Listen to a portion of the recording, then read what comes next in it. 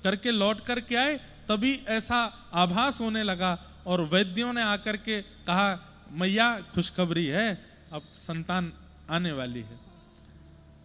तभी माता पिता दोनों ने निश्चय कर लिया था कि प्रयाग स्नान के बाद, संतों के आशीर्वाद के बाद ये बालक जन्म लेगा, तो इसका नाम हम प्रयागदास रखेंगे। लेकिन भक्त का जीवन सीधा नहीं होता, और जिसका जीवन सीधा है वो भक्त नहीं होता।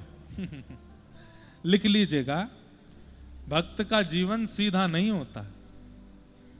जो चाहा मिल गया, जब चाहा खा लिया, जैसा चाहा हो गया, वो भक्त नहीं है, महासंसारी है। मन में इच्छा हुई मुंबई में बंगलो बनना चाहिए तो बन गया। मन में इच्छा हो गई कि बेटे का शादी हो जाए, बेटी का ऐसा ब्याह हो जाए, मन में इच्छा हो गई 2 संतान हो जाएं, मन में इच्छा हो गई ऐसा सब भाव हो जाए, और जो जो इच्छा हो रही है वो पूरी होती जा रही है, इसका मतलब वो भक्त नहीं है। इच्छा प्रकट हुई लेकिन पूरी ना हुई, और पूरी हुई तो भी इतनी मशक्कत करके हुई कि महाराज बस रोम रोम खींच लिया गया हो, तब समझो भक्त है। हमारी बात समझ रहे हैं?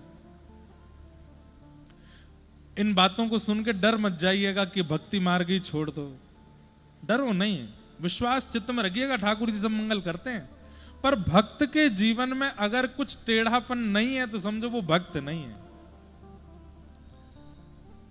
प्रयागदास जी अपनी मैया के गर्भ में जैसे ही आए, पिताजी अस्वस्थ रहना प्रारंभ कर दिए, और ऐसी स्थिति हुई कि जिस दिन प्रयागदास जी का जन्म हुआ उसी दिन पिताजी के प्राण चले गए।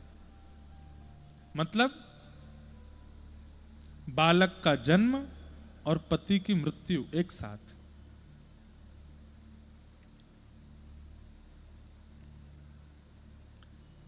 मां क्या करे ऐसी स्थिति में, लेकिन ठाकुर जी पर भरोसा करके, सब संतों के आशीर्वाद पर भरोसा करके उस बालक के ऊपर ध्यान दिया। विधवा हो गई मां, बालक को गोद में लेकर के अब उसका लालन पालन करना प्रारंभ किया। धीरे धीरे जैसे ही थोड़े बड़े हुए, चलने फिरने की थोड़ी स्थिति, घुटमुन चलने लगे, एक दिन इतनी जोर की आग लगी कि पूरा घर जल करके राख हो गया, और जो थोड़ी बहुत संपत्ति जिससे मां बालक का पोषण कर रही थी वो भी जल गई, खत्म, सब खत्म, कुछ नहीं बचा। पिता चले गए, संपत्ति चली गई, परिवार संबंधी, एक बहुत सुंदर पद है, याद आ रहा है।